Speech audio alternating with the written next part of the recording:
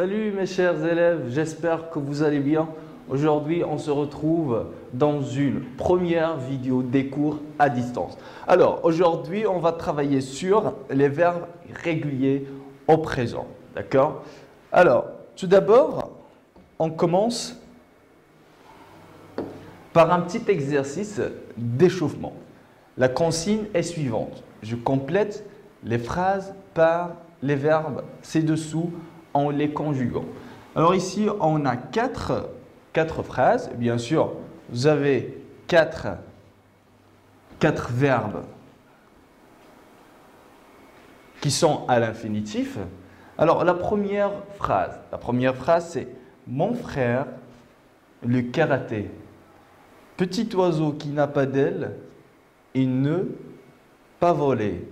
Je suis grand, je à la mosquée tout seul. Chaque jeudi, nous, à 17h30 de l'école. » Alors, je vous donne une petite pause. Je vous demande de mettre la vidéo en pause et après, on reprend. D'accord? Prenez un stylo, un bout de papier et essayez de le faire vous tout seul. On se verra juste après la pause.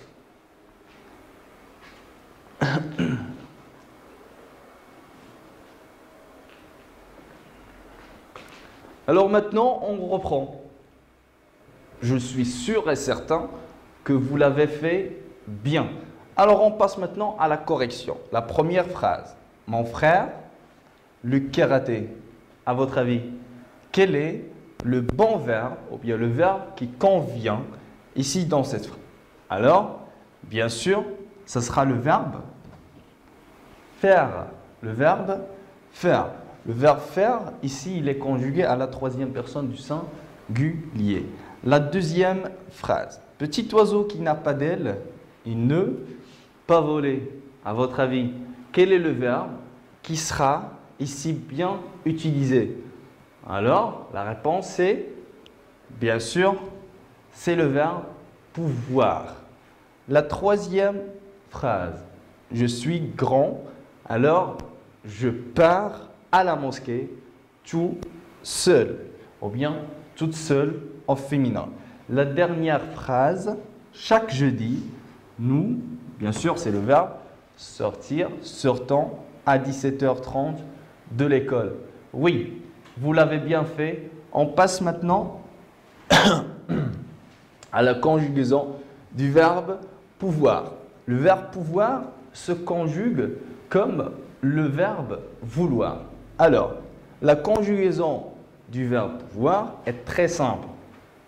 C'est je peux, tu peux, il est lent, peut. Comme vous voyez ici, à la première et à la deuxième personne du singulier, le verbe pouvoir se conjugue de la même façon, alors que à la troisième personne, il suffit de remplacer le X par un T. À la première personne du pluriel, on voit ici, le verbe pouvoir se conjugue comme suit. Nous pouvons, vous pouvez, alors qu'à la troisième personne du pluriel, ça change. Ici, vous avez POUV comme radical, alors qu'à la troisième personne, non. On a remplacé j'essaie de reculer en arrière. Voilà. Alors qu'à la troisième personne, on a changé POUV par PEUV. Vous allez me demander pourquoi, monsieur, on n'a pas écrit ici ils, elles, pouvent. Alors, c'est simple, parce que c'est question de prononciation. Le fait de prononcer pouve, c'est un petit peu compliqué. C'est comme ça la langue française, on joue sur la prononciation. La bonne prononciation, ça va mieux de dire peuvent que de dire pouvent. On passe maintenant à un autre verbe, le verbe vouloir. Et comme on dit, vouloir, c'est pouvoir. Quand on veut, alors on peut. Quand on veut faire quelque chose, on peut le faire. C'est question de la volonté. La conjugaison du verbe vouloir est très simple. Elle se conjugue comme pouvoir, tout simplement. Aïe, aïe, aïe. Pardon, voilà. Alors, on a vu la conjugaison du verbe pouvoir. Qu'est-ce qui se passe ici? Voilà. Alors, on a vu la conjugaison du verbe pouvoir. Le verbe vouloir se conjugue de la même façon. Je veux, tu veux, il est là, veut, nous voulons, vous voulez, ils veulent et pas ils voulent, parce que c'est question de prononciation. Ça sera mieux de dire veulent que dire voulent. Vous voyez, c'est un petit peu compliqué. Alors, maintenant, je vous demande de deviner, d'après cette image, ça, à votre avis, c'est quel verbe? Vous voyez l'image? Vous allez me dire le verbe se lever, le soleil se lève. Non, pas du tout. C'est la porte qui s'ouvre. C'est ça, c'est le verbe ouvrir. Alors, on va voir la conjugaison du verbe ouvrir, bien sûr, toujours au présent. À la première personne du singulier, j'ouvre. La deuxième personne du singulier, tu ouvres. À la troisième personne du singulier, il est en ouvre. Alors, qu'est-ce que vous remarquez ici? Voilà, on remarque que le verbe ouvrir prend un E à la première, un ES à la deuxième personne du singulier et un E à la troisième personne du singulier. Ça vous rappelle quelque chose? Oui, les terminaisons du premier groupe. Alors, ici, à la première personne du pluriel, la même chose, c'est ONS, EZ, ENT, E, ES, E, ONS, EZ, ENT. Ce sont les terminaisons des verbes du premier groupe conjugué au présent. Mais ici, le verbe ouvrir à l'infinitif s'écrit avec IR. Qu'est-ce qui se passe ici? Un verbe qui se termine par IR et il se conjugue de la même façon que les verbes du premier groupe. Voilà, il y a des cas particuliers.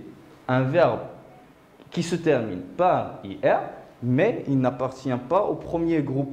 Alors on le met où? C'est au troisième groupe. Il y a des verbes qui se terminent par IR et RE, même en DR, et se conjuguent parfois comme des verbes du premier groupe, mais ils n'appartiennent pas au premier groupe. On reprend. Voilà. Le verbe ouvrir appartient au troisième et pas au premier groupe. Alors, ici, je vous ai choisi une petite caricature. Alors, je vous laisse quelques instants pour bien analyser l'image. Qu'est-ce qu'on voit ici? C'est coronavirus. Alors, ici, on a coronavirus qui dit quoi? Je t'interdis d'aller à l'école. Il parle aux enfants. Alors ici, on a ce coronavirus lui-même. Il interdit qui? Il interdit les adultes d'aller quoi? D'aller travailler. Alors, à votre avis, vous avez déjà deviné de quel verbe on parle? Ce n'est pas le verbe interdire, mais c'est le verbe aller. Comment il se conjugue? Alors, le verbe aller se conjugue comme suit. Je vais, tu vas, on va, nous allons, vous allez, elles vont. Alors ça, c'est le verbe aller. Il est irrégulier. Pourquoi? Parce qu'il ne respecte pas une règle fixe. On ne parle plus des régularités ici. D'accord? C'est pour cela qu'il appartient au troisième groupe. C'est bon? On passe. Le verbe aller appartient au troisième groupe aussi parce qu'il ne respecte pas une règle. Par contre, les verbes du premier et du deuxième groupe. Pardon. Alors, à savoir, ce que vous devez savoir, à part les verbes du premier et du deuxième groupe, ce sont les verbes impersonnels. Qu'est-ce que ça veut dire impersonnel? Ça vous rappelle ça, IM. Ici au début du mot personnel, ça indique quoi? C'est le contraire du personnel, ça vient de la personne. Comme vous savez, on conjugue un verbe en plusieurs personnes, à la première, à la deuxième, à la troisième, du singulier et du pluriel.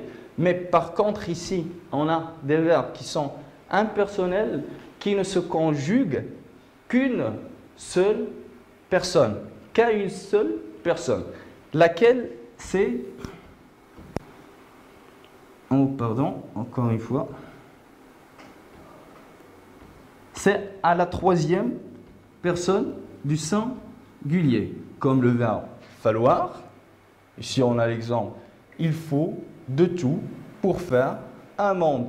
Alors, on ne peut pas dire « je fais » ou bien « nous faisons ». Non, ici, le verbe « falloir », il se conjugue à une seule personne, laquelle c'est la troisième personne du singulier. On dit « il faut faire ça » et pas ça. Il faut que tu révises bien pour avoir de bonnes notes. Deuxième verbe ici que j'ai choisi, c'est le verbe pleuvoir. Lui aussi, il est impersonnel. Ça veut dire on ne peut pas le conjuguer à toutes les personnels, sauf à la troisième personne du singulier. On dit il pleut. Il y a un autre verbe, c'est neiger. On ne peut pas dire je neige. Comment ça je neige? Moi je neige. Non, on dit il neige. Il pleut et pas je pleut. Je ne peux pas, moi, tomber comme la pluie. Il pleut. Alors, ces deux verbes sont des verbes impersonnels. Alors, on va récapituler tout ce qu'on a déjà vu. Ce que vous avez appris d'après cette vidéo, et j'espère que ça vous plaît très bien. Hein? Oui, vous m'avez très manqué. L'école est vide sans vous. Hein? Alors, ce qu'on a déjà appris, c'est que les verbes du troisième groupe sont tous les verbes qui n'appartiennent ni au premier, ni au deuxième groupe. C'est bon. Chaque verbe, ou bien tous les verbes qui ne respectent pas une règle fixe, ça veut dire qu'il n'y a pas de régularité, ce sont des verbes de troisième groupe. Pardon. Les verbes impersonnels sont des verbes qui ne se conjuguent qu'à la troisième personne du singulier. Les verbes du troisième groupe sont des verbes irréguliers et donc il faut les apprendre par cœur. Par contre, les verbes du premier et du deuxième groupe, je vous donne la règle. Vous pouvez appliquer ça pour tous les verbes. D'accord? Alors, j'espère que vous allez bien et on se verra prochainement. C'est fini, au revoir.